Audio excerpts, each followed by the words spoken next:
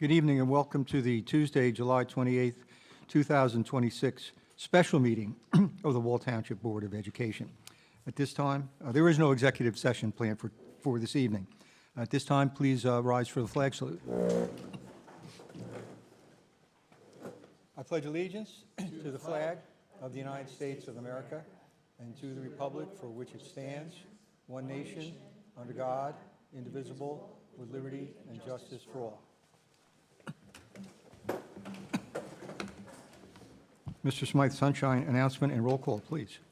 Yes, this is the Wall Township Board of Education meeting for which adequate notice under the Open Public Meeting Act was provided by a publication of a notice on the Wall Township Public School District's website and by notice to the Township Clerk's Office and all Wall Township Public Schools and a posting in the Board Administration Office on May 1st, 2026. Take a roll call. Ms. Adams? Here. Ms. Barbiere? Here. Ms. Bibby? Here. Mr. Buffa? Here. Ms. DiGiovanni? Here. Ms. Lawler? Here. Mr. Smith? Here. Mr. Wondrak? Mr. Malley? Here. Thank you.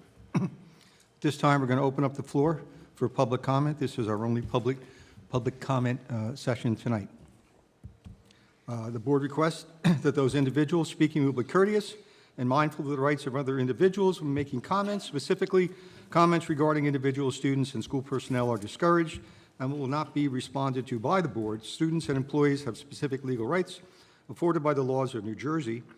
The Wall Township Board of Education bears no responsibility, nor will it be liable for any comments made by members of the public. Speakers should consider their comments in the light of legal rights of those affected or identified in their comments and recognize that they are legally responsible for their comments. And we ask you to please recognize our 3-minute rule and that this is public comment and not a question and answer session. So if there's anyone for public comment, please come to the microphone.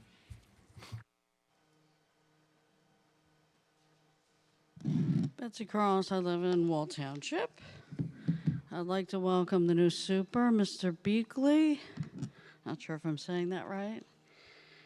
Just a couple things. Got my tax bill in the mail, and my school tax rate from the budget presentation from Mr. Smythe was supposed to be 1.3031, and it came in at 1.312. So the difference in the rate's like 14%. I just literally did that now. If you could give an update, maybe you should let the taxpayers know. Didn't come in what we thought, and instead of going up $248 for the average annual increase for the average homeowner, it came in at, I don't know what the number is, but I think you should let people know. And I didn't go back and check it for last year if it was off. But to me, that's important.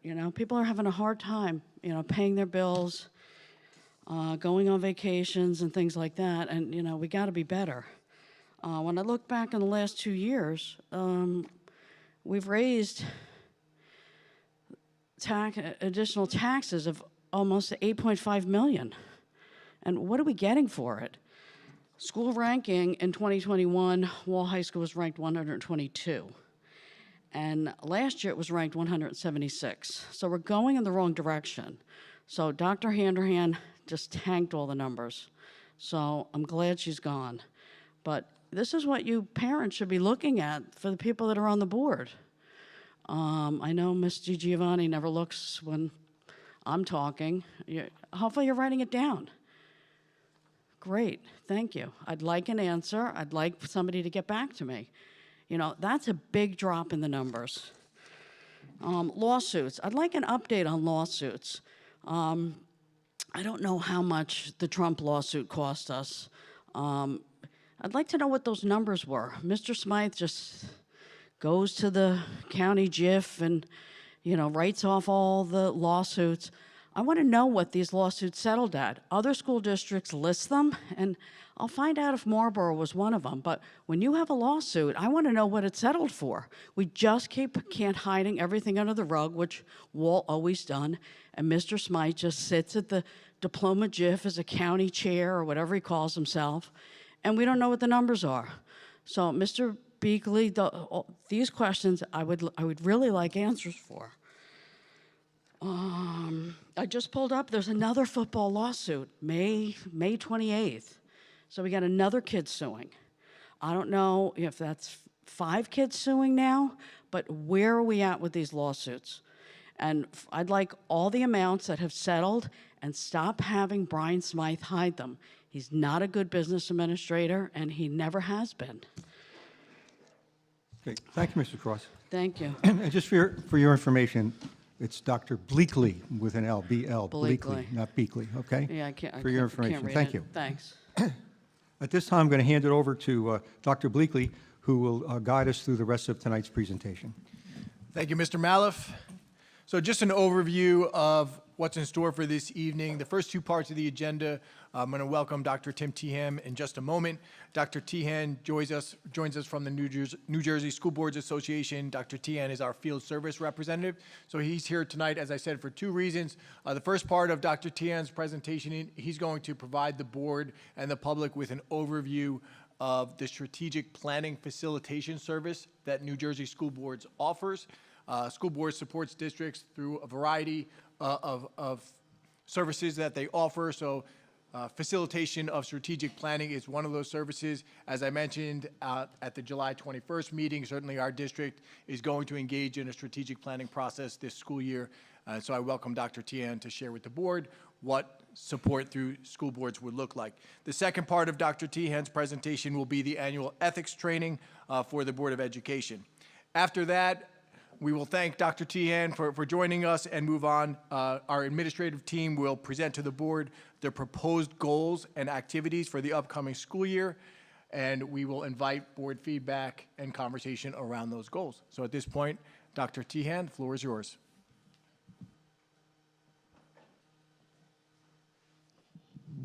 Hello, everyone. I'm Tim Tehan. I'm from New Jersey School Boards, and thank you for the introduction. There's a couple things we're going to break down tonight, and by all means, I want to be respectful of your time, but if you have any questions at any point, just call them out. I'm happy to try to answer anything that I can. If I can't give you the answer now, I'll get back to you with the answer. So we're going to start off looking at strategic planning. One of the models that we have is called 3 Rs, which, if you look on the right-hand side, it's reflect, reimagine, and recalibrate. Okay, that is, the structure of that is basically over 3 nights. And the beauty of it is if somebody can't come every night, they can only show up 1 night or 2 nights from your community, that's fine. We make sure that they have all the information that they need, and I'll talk to your superintendent about how we do that. But they will have all the information they need so they can hit the ground running when they show up.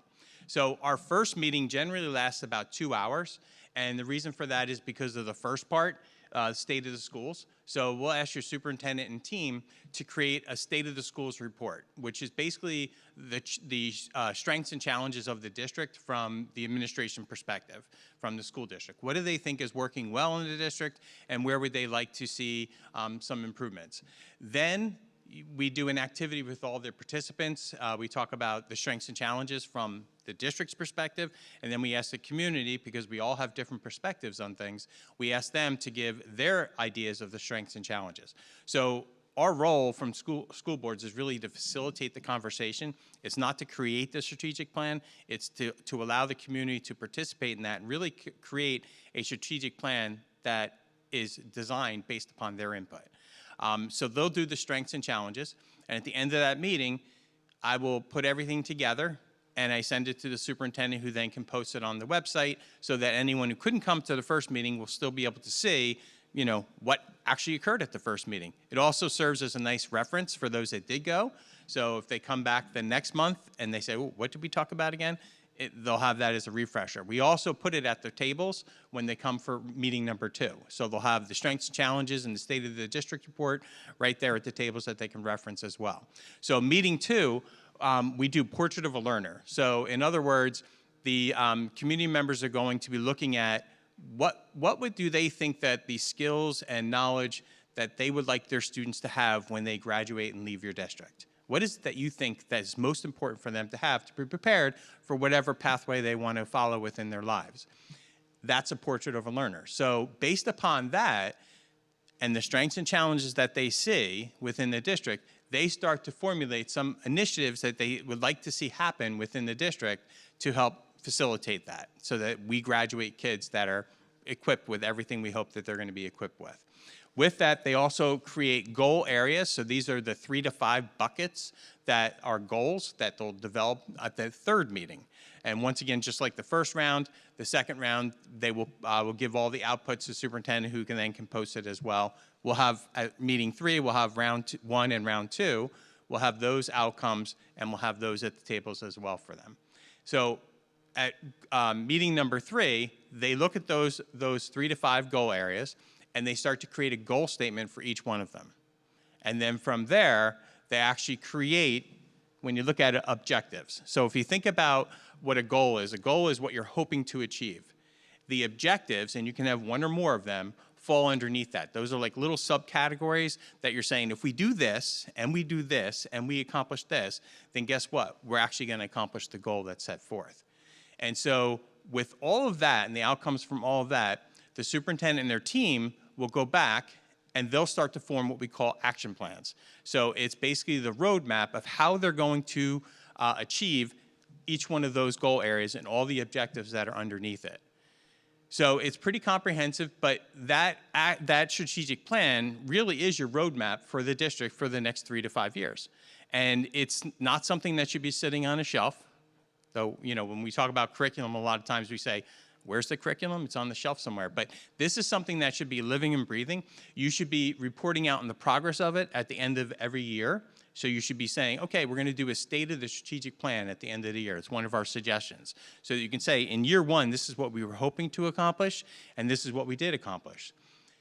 We know that things happen, and sometimes you can't get to certain things, or things happen and you get to more than what you were planning. It's okay to adjust the strategic plan based upon that. We've had districts with like COVID where school was shut down for a year to 2 years, where they had to extend their strategic plan from like a 5-year plan to a 7-year plan because they lost that time. They had to refocus on something else. It's okay to do that. You're still following the plan. The key, though, is whatever your community is voicing, you're actually listening to it and then actually creating a plan to address what they're saying.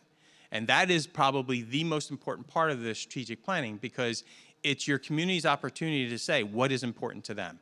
And it's your opportunity as a board and district to listen to that and then develop that for them. Because you don't want just one voice or 2 voices or 10 voices. You want as many voices that can come to the table to actually come to the table and share that information. So that's our strategic planning process that we use.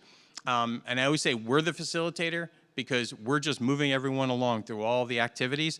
You will find that when we're presenting, it's very brief. We talk about the activity that they're going to engage in, and then they're off and running. And then we rotate around to all the tables to make sure they're staying on task, they're not going off task, and we push them back on if we need to. But every group will report out what they do. So the way it's structured is they'll work in small groups, and then each small group will report out to the whole group. And then we come up with what's called common themes or common threads. And then that's what we move on as the outcomes for the next meeting. So it is truly a collaborative experience. So that's our strategic planning. The action plans, just so you know, and when we talk about like board goals and district goals, these same action plans, we can say these are strategic plan, action plans, but it's the same structure for no matter what action plan you're using it for, what purpose. So basically an action plan will have a goal, an objective. And I can tell you with board goals, a lot of times I've seen boards not have objectives. They simply have a goal and they have all the activities they're going to do. There's nothing wrong with doing that. It's just a different approach. But you're going to have that listed at the top. You're going to list all the activities that you're hoping to engage in as you go through the process. You're going to list who's going to be involved in it. And then you're going to list what resources you need. Most of the time you need resources of time, people, and unfortunately, money. Those are usually the 3 things that come hand in hand. And then timelines. You want to know when you're going to achieve or implement these activities. Because if something was supposed to be implemented in December, and we're now in May, and it wasn't implemented, why wasn't it? So when you're reporting out, you can say, well, this is what happened. So it's a way to keep everyone accountable to moving along and addressing the things that were hoped to be addressed. And then the indicators of success are, how do you know you actually achieved it? Sometimes that may be a presentation at a board meeting. Sometimes it may be an agenda item that you have on your list. Sometimes it may be just the end of the year report. So whatever it is, you're going to list those on there too, so that once again, everybody within your community, everyone on the board, everyone in administration, staff, can all follow along with the strategic plan and see it actually being implemented and moving along from year to year. And like I said, it's generally a 3 to 5 year plan. Most districts will choose 5 years, and so they'll plan it out for 5 years. And then they'll have, in the action plan, they'll have it with the timelines when everything's going to happen over those 5 years. Okay? Any questions on that? We're good? If you do think, like I said, if you think of any questions in the future, shoot them to me, that's fine. I'm happy to answer them. Just before we get into, I know I talked to your superintendent, you guys are doing district goals tonight. So I just wanted to make sure that everyone's on the same page. There are many goals within a district, but district goals and board goals, sometimes I see them kind of intermixed, and they really are two standalone different kinds of goals. Your district goals, as your superintendent said tonight, are goals that he's created that he's going to propose to you that you can discuss. It is a collaborative experience of trying to create goals that he's going to be hyper-focused on along with his team to implement this year and achieve. So it's a collaboration, but it ends up being the goals that he's held accountable to. When you think about the superintendent evaluation, that very beginning part, you talk about district goals in it, that's why he's accountable to it. So whatever goals they are, you have to stand behind those goals, and you have to support those goals. So the difference between that and board goals are the goals that you set for yourselves to become basically a better board. And sometimes they're interconnected with the district goals or strategic planning goals, but they don't have to be. So for example, I went into one district where, and they didn't have me, I want to put the caveat to that, they did not have me come in the year before. So these district goals, or board goals that they created, were not ones that I helped them with, okay? So I read through their board goals for that year, and it said, we as a board are going to raise the students' math scores 40% of our 5th graders. That's a great goal. So I just started off by saying, okay, so what did all of you do to raise the scores? Were you in the classrooms? And they were like, no. I'm like, so that's a great district goal, but it's not a realistic board goal. It has to be something within your roles and responsibilities. So I added in there that if they had put the words support the administration's efforts in raising test scores within 5th grade by 40%, that would have been totally appropriate, because that's part of what you do as a board.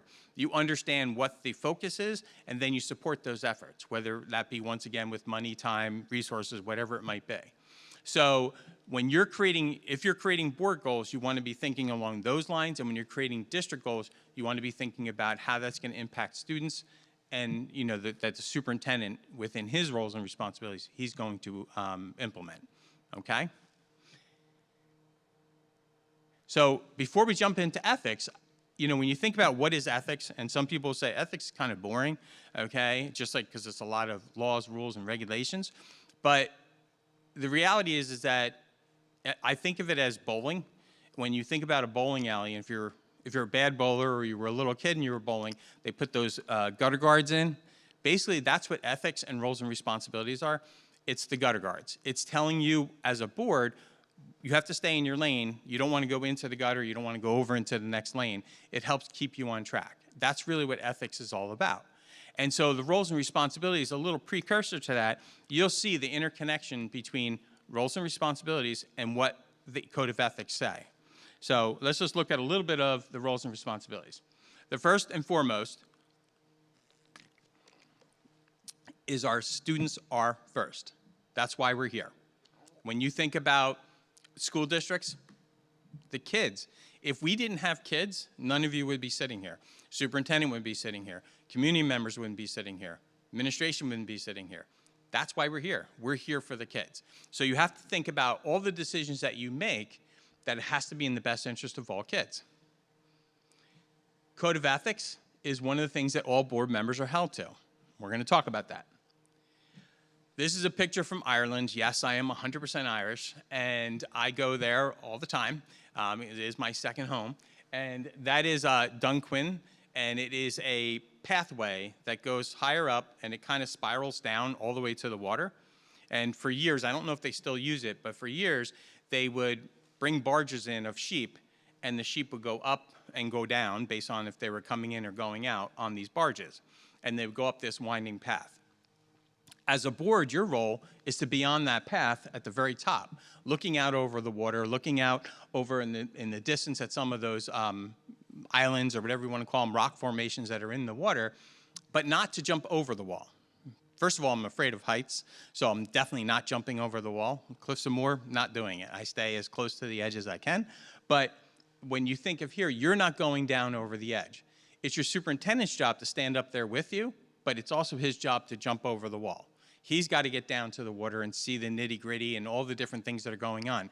Yours is that balcony perspective to look over and to make sure things are running the way that they should. And if you see a storm on the horizon, simply to say, I think there's a storm on the horizon. I don't know the wind speeds. I don't know if there's rain in it. That's not your role to do. Yours is just to share with the superintendent what you say, okay? So think of that when you're talking about it. And I'm going to bring you back to the preschool days when you think about those letter blocks. This is a really good visual for remembering what is your role as a board and what is the role of the superintendent. The role of the board is what? The role of the superintendent is how. When you think about strategic planning, your community basically becomes the board. They're telling the district what they would like to see. You as a board, when you're sitting here and you're having discussions in committee or in public board meetings, you're really talking about the what. That's what you should be focused on. It's a superintendent's job and rest of the team to figure out how they're going to do it. I had a board that one board member spoke up last year and made an announcement, and by the way, this was his second board meeting. He said, we're going to go with a 0% tax increase, and he made that announcement. He wasn't part of any of the discussions. He wasn't on the finance committee, but he made that announcement. And I thought the business administrator was going to have a stroke right then and there. That was never discussed. And so after discussion, they did decide, okay, if that's what the board wants, that's the what, then we're going to do that. We're going to go with a 0% tax increase, and they did. Problem was the board thought to get to that 0% tax increase, they were going to decide what was going to be cut. That's not the role of the board. That's the how. The how is the superintendent's job to figure out how the board wants the what, the 0% tax increase. It's my job now and the team's job to figure out how we're going to get there. And so they had to make that determination. So that whole plan didn't work out well for that board because it didn't happen the way they thought it would. But if they had thought about what they are, which is the what, and what the superintendent is the how, then they probably would not have misstepped. Another way of looking at that is if you're into like architecture or building, you guys are like the architects. You have these grand visions, you put it on paper, you design what you want it to be, and then it's the superintendent's job to actually be like the builder and hopefully uses quality wood and nails and all of that, but he's the one that's actually going to take your vision of what you would like to see and create it into a reality.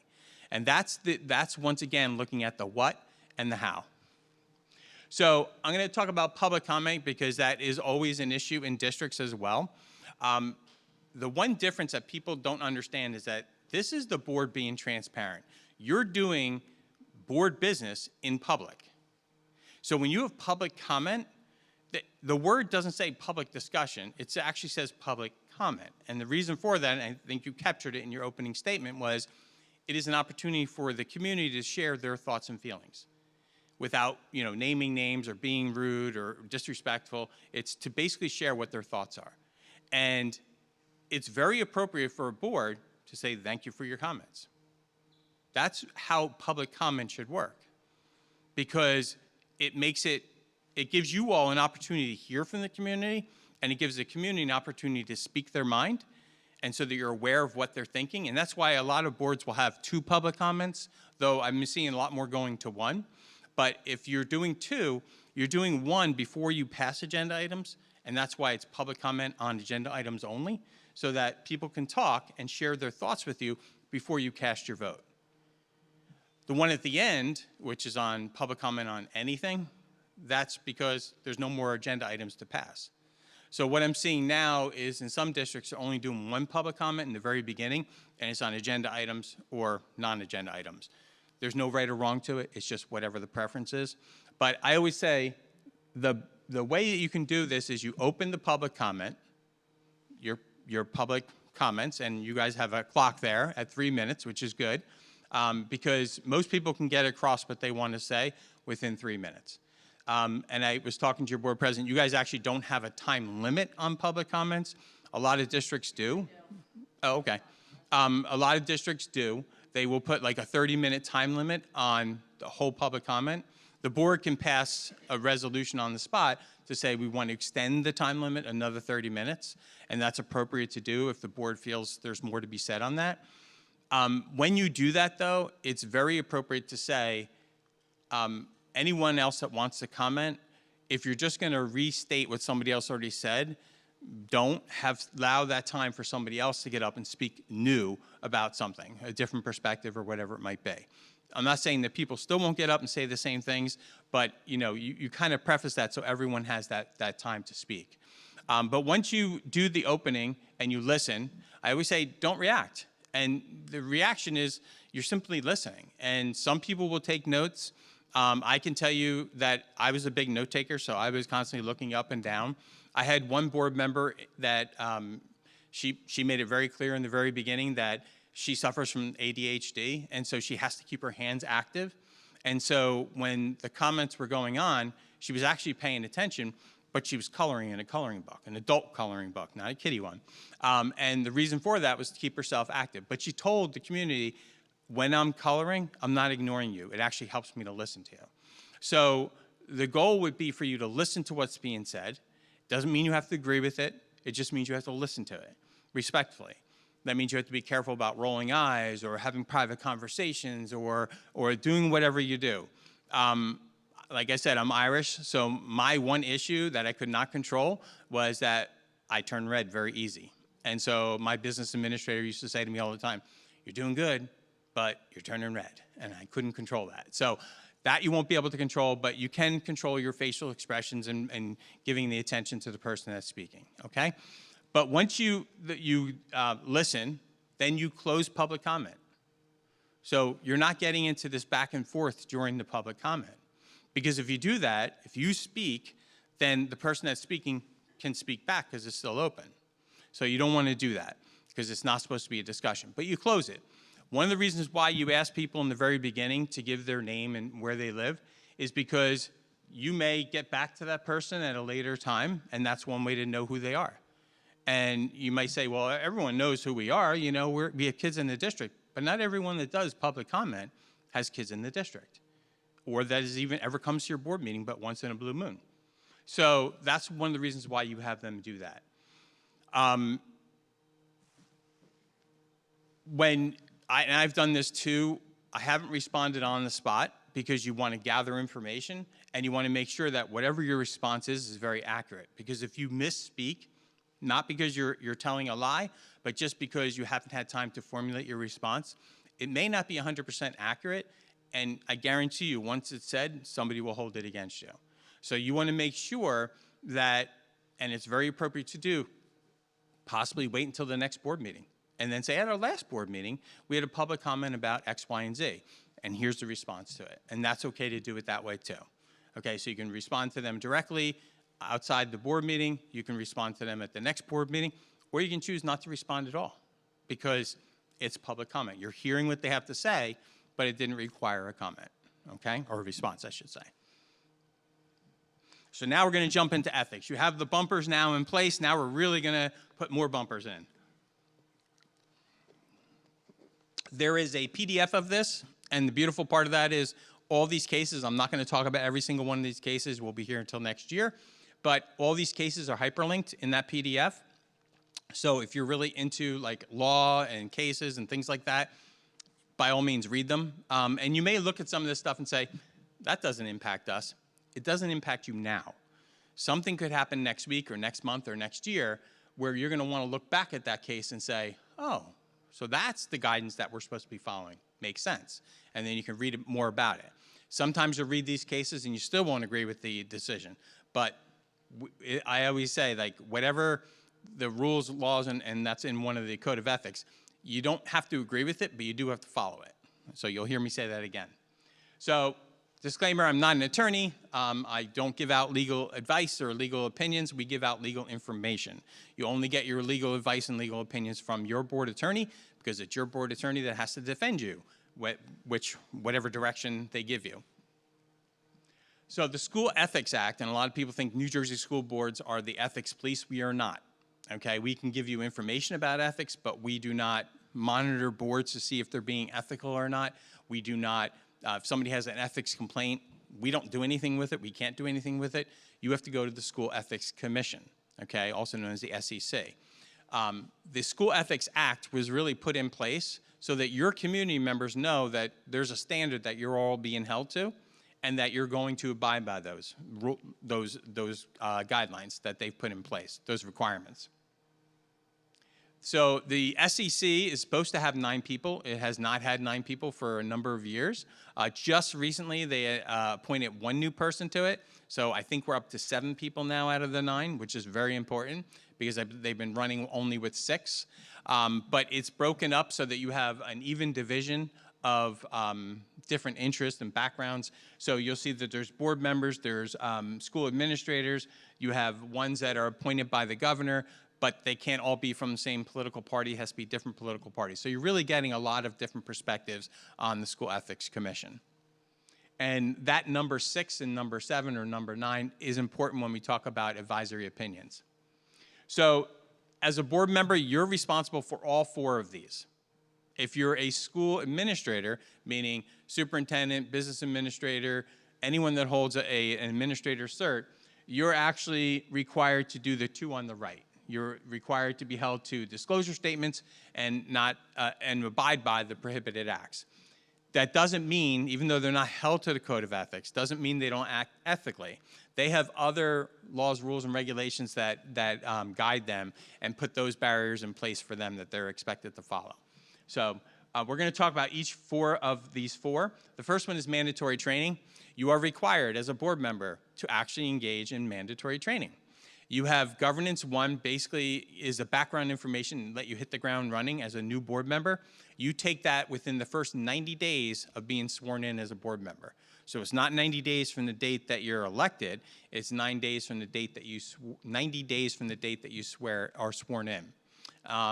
So that will give you it used to be a year, that changed.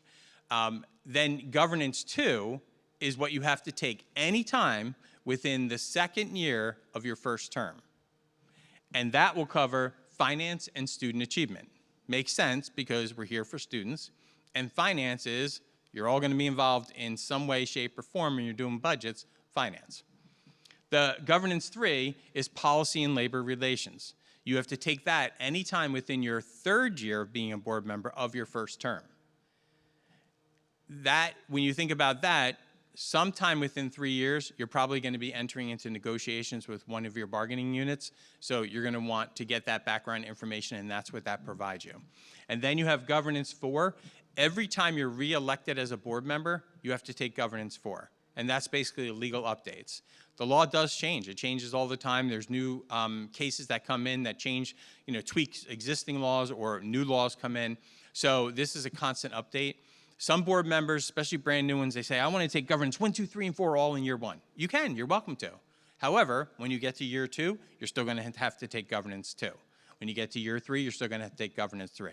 I do see a lot of people take governance 4 each year because they want that constant update, and you're welcome to do that.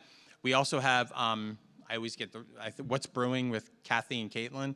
They do, from New Jersey School Boards, there's 2 of our attorneys that do like a webinar on that, and it's recorded if you can't go to the live one. They really give you the most recent up-to-date information about different cases that are happening, and a lot of them are HIB cases. So, it's a nice thing to tune into if you have the opportunity or interest. All these trainings are offered in person. They're offered also live virtual, so you have that option. And then they're live asynchronous, which means it's virtual and it's at your own pace. They added in a new element to it. It's called Coach Carla. It's an AI, and it's a tool that will ask you questions and kind of move you along through it as well. So that's been enhanced this past year. So the financial disclosure statements, you're required to do that as a new board member as well as an existing board member. 30 days from being sworn in as a new board member, and then by April 30th of every year, you have to fill it out as an existing board member. It does not ask you how much money you make, it simply asks you where are your sources of income. That's important because when you start talking about conflicts of interest, this is one of the areas that the SEC will go to. It is also a CUSAC requirement. So if you're up for CUSAC, this will be one of the things they look at, and CUSAC is a 12-month look back.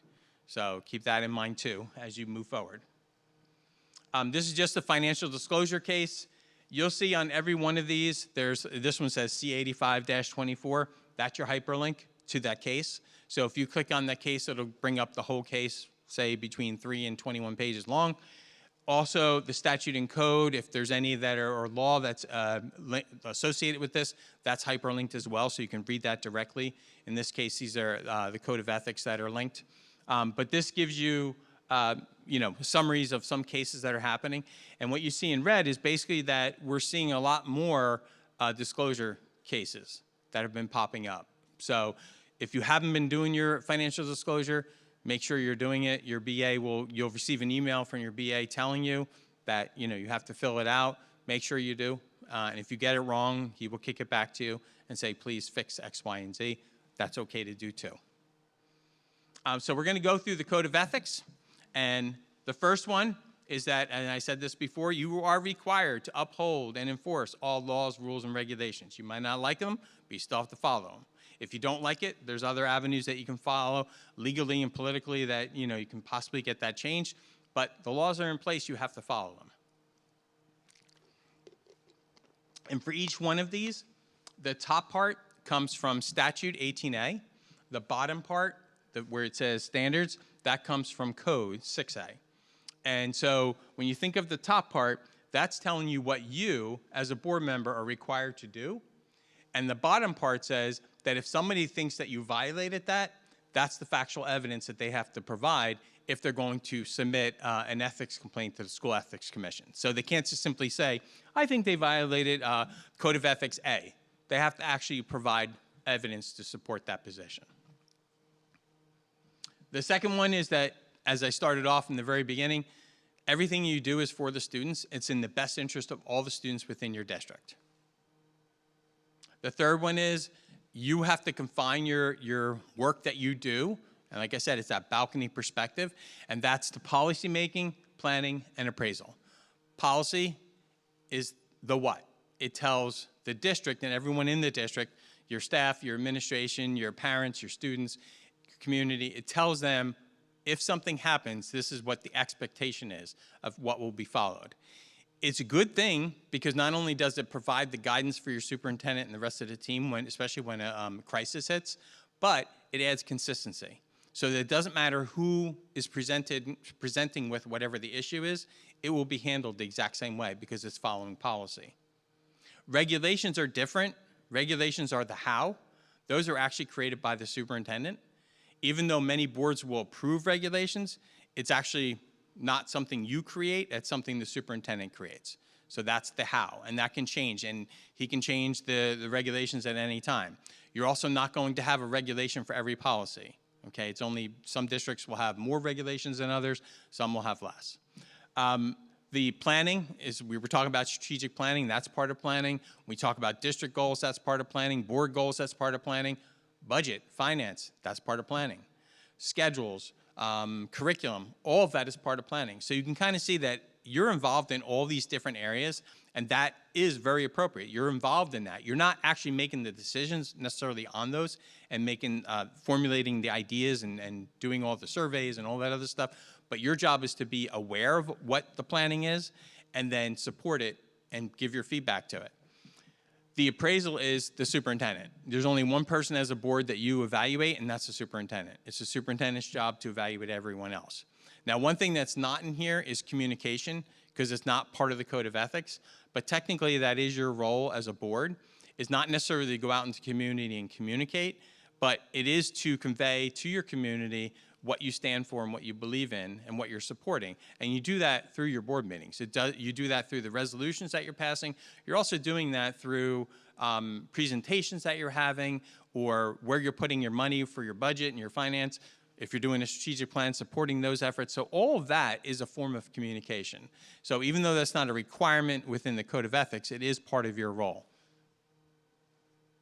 Your job is not to administer the schools. That means you're staying on the balcony. You're not getting down into the water or the sand. Even though you want to go play in it, you can't. You're not going to make any personal promises. In other words, you as a board member, as an individual, can't do anything. You only can do something when you come together at a legally advertised board meeting with a quorum of the board and you have agenda items in front of you. That's when you can take action. You can't have somebody come up to you in the street and say, hey, I want you to do this, and you say, I'll take care of that. That would be an ethics violation. You can suggest to a committee, hey, have we looked into this, and the committee can discuss it, but you cannot take individual action. You're not going to be involved or I'll say try to sway based upon any political groups or special interest groups. They have a place in society, but it's not in the schools. And the reason for that is because our focus, once again, are the students. Politics, yes, sometimes we'll talk about students, but it's not the same focus. So your focus always has to be the students. This is, to me, the most important one is confidentiality. And that is because as a board, even though much of what you do is public, there is certain information that's very private and it's very confidential. This is one of the reasons why you go into executive session. And there's, I think, I always get these wrong, 9 or 10 different reasons why you can go into executive session. Your business administrator will know all of them, and they'll make sure that you stay on track with that. But it's basically, in a nutshell, it's lawsuits, it's student matters, staff matters, safety and security, a lot of that. So anything that's personnel is going to fall within there. So all of those, and then real estate is another one, like, because you don't want to tip your hat about what you're doing with your real estate. So those are things that occur in executive session, and that's highly confidential. But you have other things that are confidential too. Your superintendent is going to be sharing information with you as a board member, and that information is expected to be held confidentially because there's a lot of considerations that are going on, whether it be through committee or whether it be through just discussions, and he's trying to keep you updated so that you understand the progress, but not necessarily to share it out to the community. Don't be one of those board members that takes an email or a publication from the board, from the superintendent or the board president, and then puts it on social media. You can't do that. That's breaking confidentiality. That is an ethics violation. Your job is to appoint the most qualified individuals. Your job is not to interview all those individuals. You only interview one person, that's your superintendent. But it's your superintendent will make the recommendations. You can learn about how many people applied for the position. You can learn about, you know, what is the requirement of the position? Why do we need this position? You can talk about position till the cows come home. But you do not go through individual resumes of all the people that applied. You don't ask, can you tell me what each one of these people said? You can ask why this candidate rose above the others. You can say, do they meet the qualifications of this job, whatever the job is. So keep in mind that that's your role within personnel, and your job is to appoint the best ones. You're going to support and protect school personnel, and one of the ways that you do that is by not talking about them in the community. And that's sometimes hard to do, but remember, you only evaluate one person. So there really is only one person you could talk about, and that's the superintendent. And that has to be through that evaluation process. It can't just be because you want to talk about them. Good or bad, it doesn't make a difference. You're going to refer all complaints to the chief school administrator, also known as the superintendent. In other words, your community members will find you. They will share with you what their concerns are. Your job as an individual board member, go back to the previous one, is not to make personal promises, is not to fix problems, okay? That would be administering the schools. Yours is that higher level balcony. So your job is to redirect the individuals that are coming to you with their concerns to whatever the level on the chain of command is, and then loop in your superintendent and tell him, hey, I had so-and-so come to me. I told them to go to this level in the chain of command. I'm just looping you in, and then your job as a board member is done on that topic. So an ethics complaint can be filed by anybody, anyone in your community, outside your community. It can be what happens here at the board table. It can be what happens in the community. It can be what happens on social media. So it can come from many different avenues. But like I said, they have to give which code of ethic, one or more of them, that you violated, but they also have to give the factual evidence to support their position. They have 180 days from the time that the infraction occurred in order to file it. So if something happened a year ago, they can't put that in an ethics complaint because the SEC will just kick it out. Okay, so it has to be within that time period. Some people will say, is it confidential? In the beginning it is. When you first file it, when the SEC is looking it over to make sure it meets all the requirements, it's confidential. But as soon as they've deemed that everything that the person submitted meets the requirements, meaning that you've identified the code or codes of ethics that they've violated, the tenants, and you've provided the evidence, it's no longer confidential. When they reach out to the board member that supposedly violated it, they will say, you know, Tim Tian filed an ethics complaint against you, and this is the position. And the reason why they do it at that point is because you have an opportunity, and they will usually say to you, you have about 30 days to respond to this ethics complaint. And so you have the right to know who actually filed it against you, and that's what the SEC does. They let you know, and then they come up with a determination about whether you actually violated one or more of those tenants. If you do violate it, these are the 4 penalties that can be imposed. The first one is a reprimand, which is basically a slap on the wrist. People do make mistakes, and so they'll say to you, if it's not too bad, they will say, yeah, that was wrong, don't do it again, and kind of put you on notice. The second one is much more serious. It's a censure. It's very public. At a board meeting, you have to adopt a resolution that says X board member violated the following tenets of the Code of Ethics, and it's very public.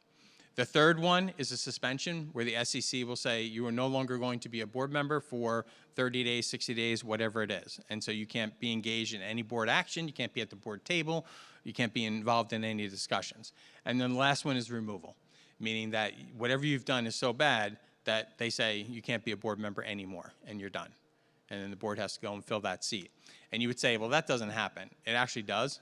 And one of the things we're seeing last year we saw a lot more of is board members that weren't fulfilling their requirement for mandatory training. That's why they were removing them. Because I was finding board members that were on the board, and then all of a sudden I'd reach out to them and they're like, oh, they're no longer here. I'm like, what do you mean they're no longer here? And they say, oh yeah, they were removed from the board. And then when I talked, I found out there was a case for it. And that's why we at school boards will notify you as a district, which we shouldn't have to, but we do. We try to notify you and give you a heads up that you're still missing certain mandatory trainings. But at a certain point, come December 31st, January 1st, we have to send the SEC a list of all those that are out of compliance. Then the SEC sends you a letter and said, hopefully you've never gotten this, but they'll send you a letter and say, you did not fulfill your mandatory training requirement, you need to complete it. If you still don't do it, that's when they just simply remove you. So they give you ample notice to do it. So some board members, when they have an ethics complaint filed against them, they'll say, I only followed whatever the attorney said. And that very well may be true. And so they use this advice of counsel defense. It has to actually meet all 4 of those prongs of the test, which is that the person that gave you the advice actually has to be your board attorney, that you have to get that advice before you do something wrong. So you can't do something wrong and then go to your board attorney and say, hey, if I do this, is it wrong? And they say yes or no. You have to actually ask before you do it. You have to make sure that you gave the full story, because your attorney is going to make a decision based upon the facts that you give them. If you leave certain things out, then the decision that they give you, the advice that they give you, may have been different if they knew the full story. So you've got to divulge everything to them. And then the last one is that you actually follow what the board attorney says. So you can't do the first 3, and the board attorney says, don't do that, and you do it anyway. Okay? That means that defense is not going to work. So you're going to see, I'm going to flip through these. I'm not going to take up a lot of time with it, but these are all Code of Ethics cases. Once again, each one of these are hyperlinked. And then we have recusal and abstention. We bring this up every year. A couple years ago when we first brought this up, a lot of boards didn't know the difference. They never even heard of recusal before. A recusal means that you're conflicted as a board member, meaning that you can't vote on that. Your board attorney has told you that you're conflicted and you're not allowed to be involved or vote on whatever the agenda item is. That's when you would say, I'm recusing myself from that, the number 15 or whatever it is. An abstention means you just don't have enough information. I always say a perfect example of that is when you're approving the board minutes from the previous board meeting and you weren't here at the previous board meeting, it's very appropriate to say, I'm abstaining from, approving the board minutes, because even though you have a recording, you might not know all the nuances of what actually occurred or the discussions that happened. So you would abstain from that. You don't abstain just because you want to avoid a tough decision. Relationships, these are the people that in your life that will create the conflicts for you. We always say we love our relatives, maybe, but they are the ones that will create the conflicts, okay? And if you have a family member or relative that's working in the district and sometimes even outside the district, but in public education, it could potentially create a conflict for you. Anytime you have that, you're going to want to share it with your board attorney, the specifics of your case, so they can tell you what you can or can't be involved in and what you can and can't vote on. The advisory opinions, if you think about an ethics complaint versus an advisory opinion, an ethics complaint is reactive, an advisory opinion is proactive. An ethics complaint is you've possibly misstepped and somebody has filed it against you. An advisory opinion means you're thinking of doing something and you're contacting the SEC to ask their advice before you misstep. So that's why it's proactive. In order for these decisions, you always get an answer from them on when you ask for an advisory opinion, but in order for it to be public, meaning it's published, they would have to have at least 6 of the School Ethics Commission board members say, yes, this concern that was raised actually could have a far-reaching impact. We could have other board members that have that same concern, and so they'll make it public. So when I went back to before and I said there was only 6 board members on the SEC, that's important because if one person misses a meeting, even if they think something is important and everyone should know about it, they can't make that public until they actually have a quorum of their board of 6. And what happened this past year is on December 13th, all year long we weren't getting any advisory opinions. On December 13th, I think it was 20-something were published, 24 were published. Why? Because they finally had all 6 show up. So the fact that they got another person at it, hopefully that will alleviate it and we will actually see some of these advisory opinions coming out during the year. I had a board member ask about advisory opinions and they said, it's an opinion. Do I actually have to follow it? Yes, you do. The SEC will actually expect that every ethics complaint, ethics case, and every advisory opinion that's published, you're abiding by, because they expect you to do that. And we use a picture of a police officer because if a police officer lets you go after pulling you over and they give you a warning ticket, that's basically their advice to you to say, don't do this again. It's their opinion, but if you do it again, you're going to get pulled over and you will get a ticket. So follow the advice of the SEC. So these are all the different advisory opinions that were released on December 13th. Each one of them is hyperlinked. This year we did something a little different. We just put like a one-word question that was posed. So when you look at the last one, can a board member hire a district teacher to tutor their child? If you're in that situation, you're going to want to click on that link and read the case and the decision for it, because that will give you your guidance of whether you can or can't do that. And here's the second page of them. So all of these, and you'll see they're all in numerical order, 1 all the way up to 22. So there was 22 on December 13th that were published. So at your leisure, you can read all of those. Benefits are you as a board member could potentially benefit from something that's considered a benefit case. And some people will say, yeah, but I don't think I'm getting a benefit from it. It's not always about whether you think it's a benefit. It could be the perception that you're benefiting from it.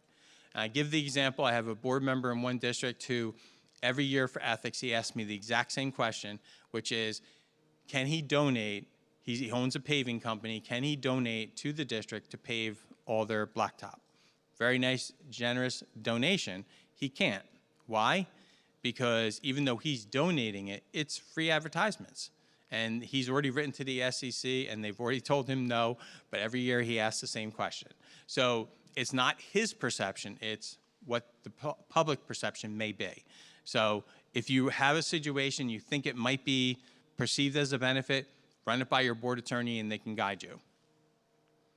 These are just a list of prohibited acts. If you find yourself in any one of these situations, these would be a perfect example of when you recuse yourself. These are prohibited acts cases. So you can kind of see that there's some of those there as well. These are conflict benefit cases, so it's a little mixture. There's another one, conflict of interest. So you can kind of see there's quite a few of them. So it gives you an idea of sometimes where board members are misstepping when you start to see some of these cases. Hiring personnel as a board member, if you have relatives working in the district, that's totally fine. You can still be on the board. Once you're on the board, you can no longer hire any of your relatives. And don't try to step off the board, have them be hired, and then try to get back on, okay? That's, the SEC will look at that and think you're circumventing the system. So don't vacate your seat and then be the person that applies for it. They won't look kindly on that. But you can't actually hire them. There are extenuating circumstances if it's a really difficult to fill position where your superintendent can talk to the executive county superintendent and get a one-time waiver, because if the one person that applied happens to be your relative, then the executive county superintendent can tell the superintendent, yes, you can hire this person. When that happens, you've just created a conflict where you didn't have one before. So if that happens, make sure you're sharing that with your board attorney so that things that you're involved in, you may not be able to be involved in again, okay? And this is an impact on committee assignments. So especially if you're a board president where you have responsibilities, it could actually impact your ability to either serve on a committee if you have a conflict with a relative, or if you're the board president, being able to actually appoint all the board members to the different committees. That's one of the roles of the board president. If you are conflicted as a board president, and this is the case that you're seeing here, you cannot do that. So they had to relinquish their ability to do that to a different board member.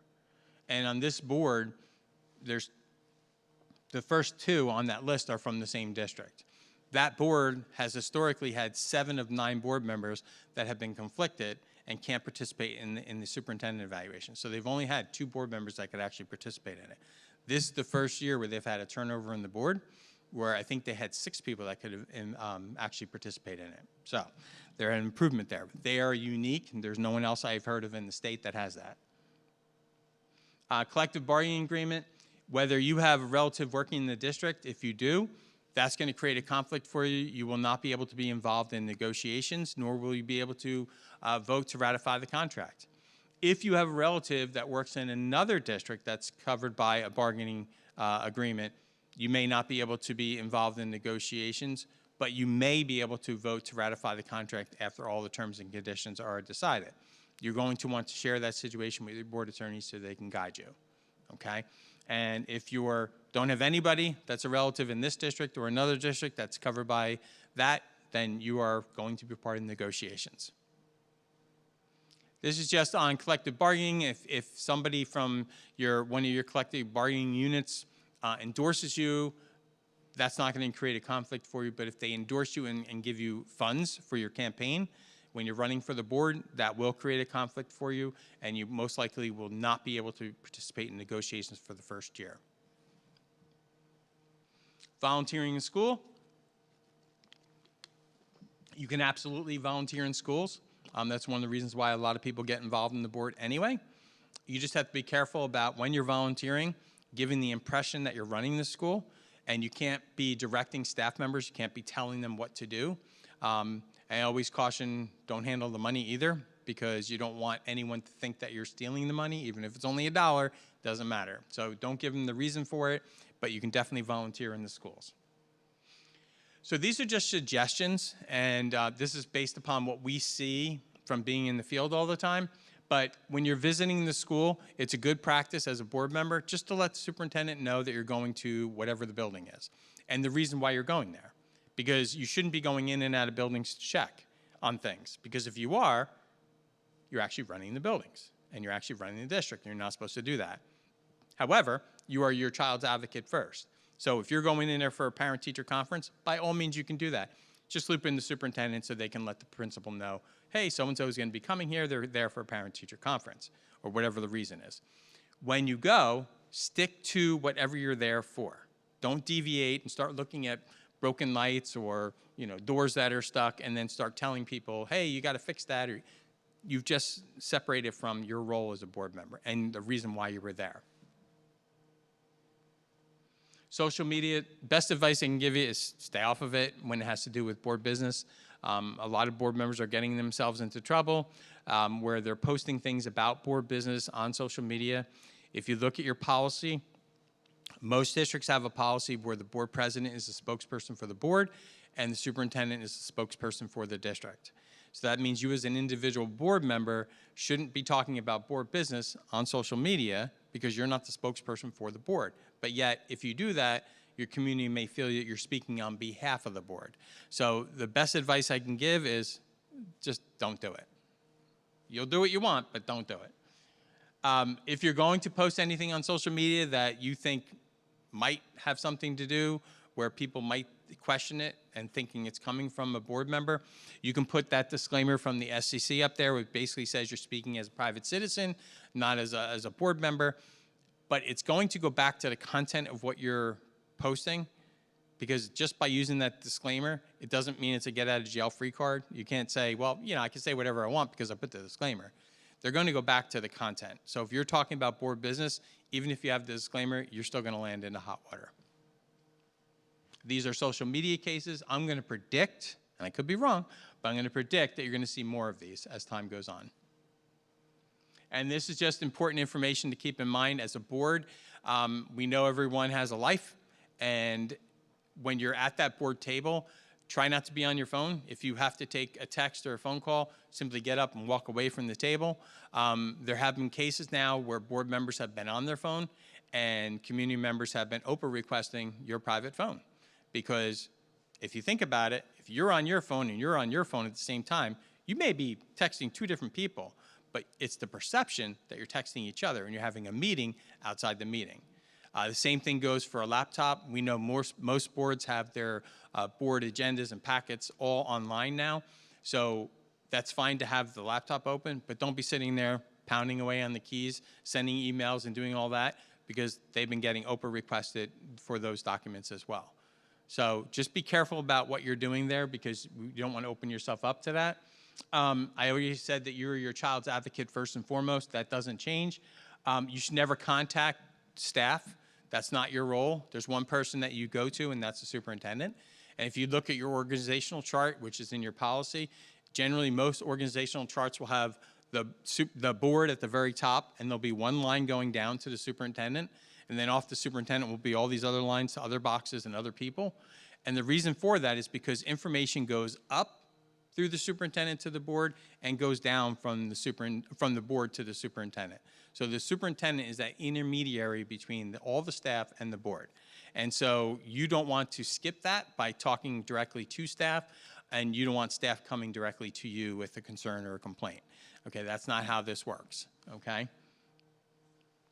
And these are resources. These are all, once again, hyperlinked. So if you're really interested in all the advisory opinions, you can click on this. All the years past, you can go flip back year after year after year. Yes, I am a nerd. I read a lot of these cases, not all of them, but I do find them interesting. And when things happen, I do go to the cases, and it really enlightens me. As a superintendent, I did the same thing. I would abide by my board policy. I would look at advisory opinions. I would look at the law. A lot of times I would call my attorney, but when I did, I would actually have all of that so that I was not only saving the district money, but I can confirm what I was thinking, and then he could guide me accordingly. So you should be as informed as you can be. Any questions? I don't know how I did on time, but stayed within it. Okay. All right. If you do have any questions, by all means, reach out. Okay. Thank you. Thank you very much, Dr. Tian. Okay. Back to you. Dr. Bleakley. All right, thank you, Dr. Tian. Appreciate your help tonight. You have a good night. So next up on our agenda is the presentation of the proposed goals for the 26-26 school year. I'll just repeat briefly a couple things I said at last week's meeting. We are conceiving of this upcoming school year as essentially a bridge year between Vision 2026, which guided our district over the last several years, and a bridge between that and the upcoming strategic plan that we will, of course, create over the course of the upcoming school year. So the guiding principle for our team as we work to develop these proposed activities was to maintain fidelity to the Vision 2026 goals. So the goals themselves have not changed. What are going to be presented to the board and to the public tonight are the proposed activities, actions, initiatives that will support what 1 year of incremental progress further would look like to further build out those goals in our school district. So tonight is about getting feedback from the board. So I'll be introducing one member of my team at a time to talk about the goal that's most closely connected to their neck of the organization.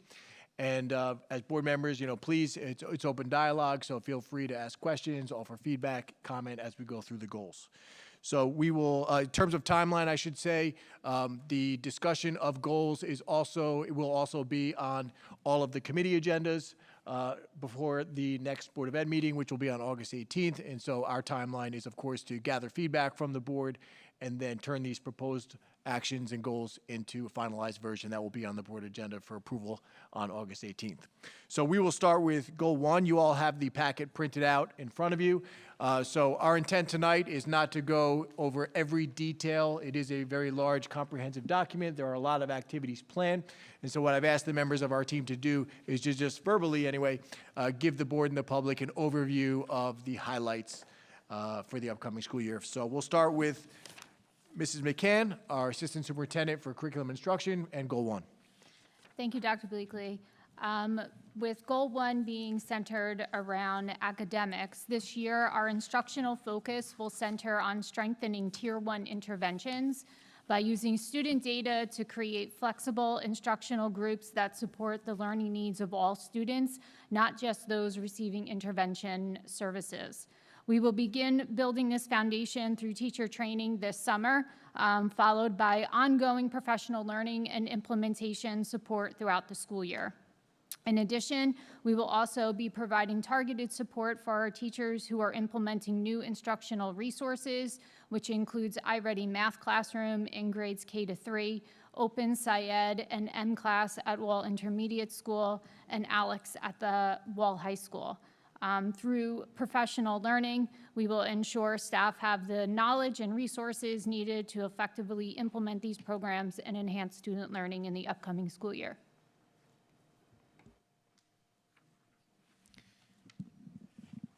Any questions or comment for Mrs. McCann on Goal 1?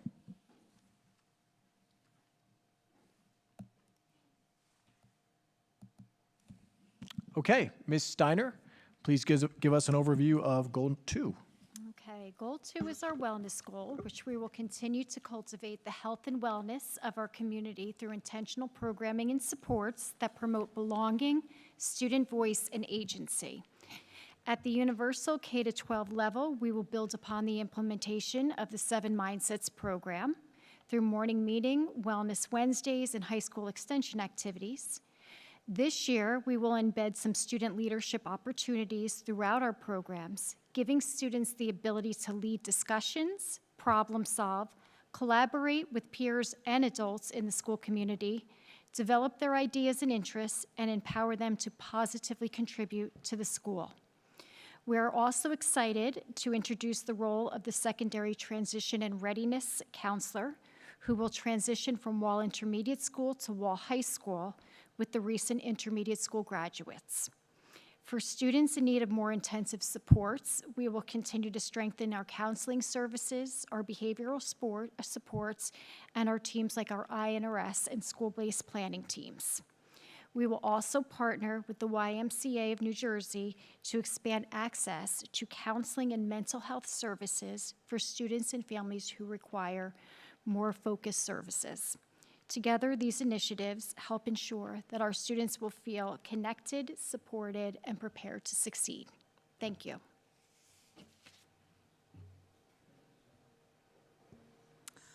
Yeah, I had one question.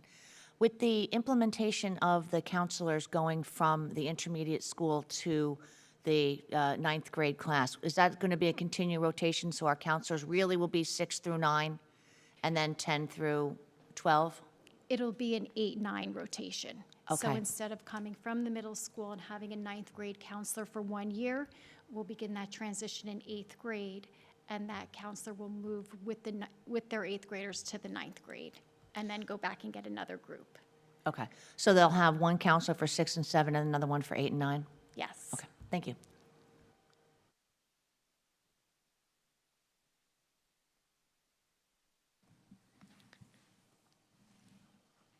Okay, Ms. Bond, goal number 3. Yeah, sorry about that. Okay, goal 3 is focused on engagement and expanding opportunities for students in Wall Township. And this year, the district is going to engage in a discovery process to better understand the needs and the interests of the students and the families. So we plan to focus on evaluating extracurricular opportunities by examining participation levels, looking at barriers that may limit student access, and exploring ways that we can increase student involvement.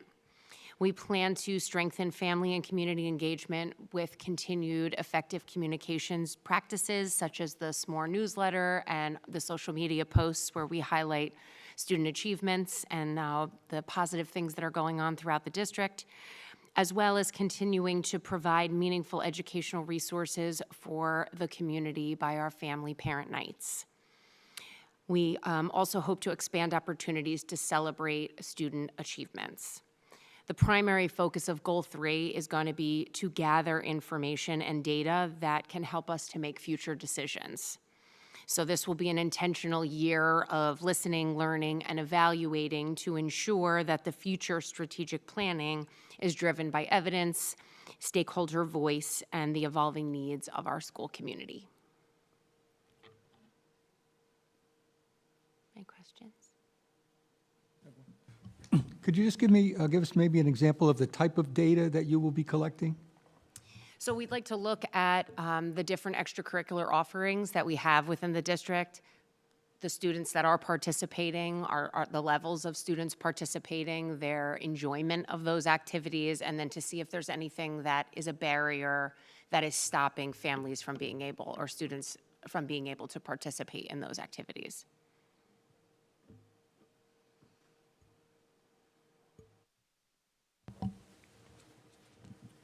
All right, Mr. Smythe? Okay, thank you. There are 3 strategies under Goal 4, which is essentially practice fiscal responsibility while maintaining facilities. The most popular one is Referendum 2022, and we will, as we have been doing, continue to supervise and report on the referendum construction projects through completion. We anticipate being 100% complete with construction by the end of 2026, so it'll be going into the winter, and then with the financials probably through the end of this current school year. Strategy 2, which has to do with school facilities and enrollments. The district will continue to monitor our current enrollments and the housing developments that are currently under construction, how they'll impact our current school year, and continue to work with the municipality and monitor the plan developments related to the affordable housing plan, and as well as review our school capacities based on our utilization and how we can accommodate those future enrollments for the district. Lastly, we have a goal of providing adequate facilities for our support service department. So we are currently working with, and we'll work through this year with our professionals to master plan a district operations facility that'll house our student transportation, our operations department, which is our maintenance grounds, as well as master planning to include central office administrative offices. And we will continue to investigate funding options that'll be available to the board so that the district can implement these goals. Get all the FNF people excited. Any questions? No, thank you. All right, and Goal 5 is our communications goal. I'll report out on that. So the first strategy is really focused on general PR, essentially.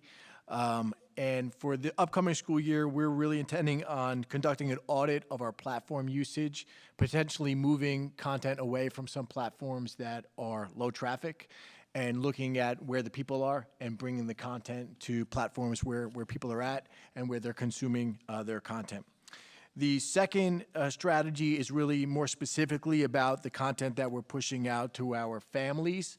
One of our primary mechanisms for doing that is through the S'mores newsletters that go out. So what we're looking to do is a lot of that content has been focused on general school activities, parent programs, and student life. We're looking to embed some more academic and counseling-focused content for parents to consume through those S'mores newsletter. The third strategy is really looking at how we are celebrating the successes of our district. We have so many students and staff members that achieve so many great things, and so we are looking to build a clearer system for the criteria for what gets publicized on our various platforms, and looking at setting minimum weekly or monthly targets for making sure that we are celebrating in a very public way so that the community understands all the great things that are happening in our school district.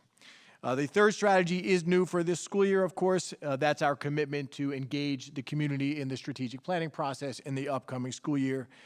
So as you heard from Dr. Tehan tonight, that gave you an overview of one way it could look. So we are very much committed to engaging the community. As many stakeholders as are willing to participate will be welcome to participate in the strategic planning process. And the goal is to end this school year so that we are in a position say June or early next summer, to present a fully packaged multi-year strategic plan to the board and to the public. Any questions on Goal 5?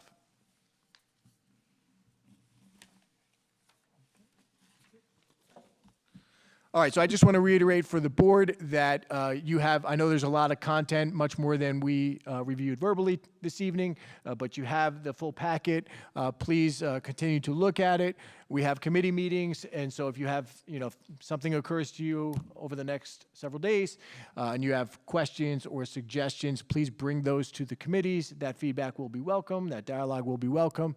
After we have completed the committee meetings for the month of August, our team will go ahead and refine these goals and have them prepared for the board for the August 18th board meeting. Okay, and just first of all, thank for everyone for your presentations tonight. The board certainly appreciates the thoroughness and the work that has gone to do this. Regarding the what Dr. Tehan talked about, is this something that has to be decided that school boards is going to be part of the process? No, that is up to the board. Ultimately, we need to engage in a strategic planning process, and it's a good practice to have an external facilitator. School boards is somebody that is an organization that has facilitated many Monmouth County and other districts around the state, but certainly in Monmouth County, they've partnered.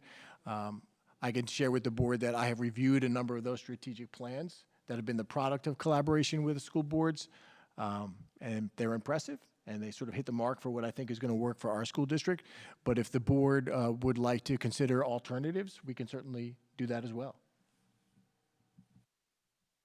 Okay, thank you. And do we have a, like a ballpark figure of when these, if, let's say we do go with school boards and we have those 3 sets of meetings that are proposed, we're looking at the fall, we're looking at the winter for these?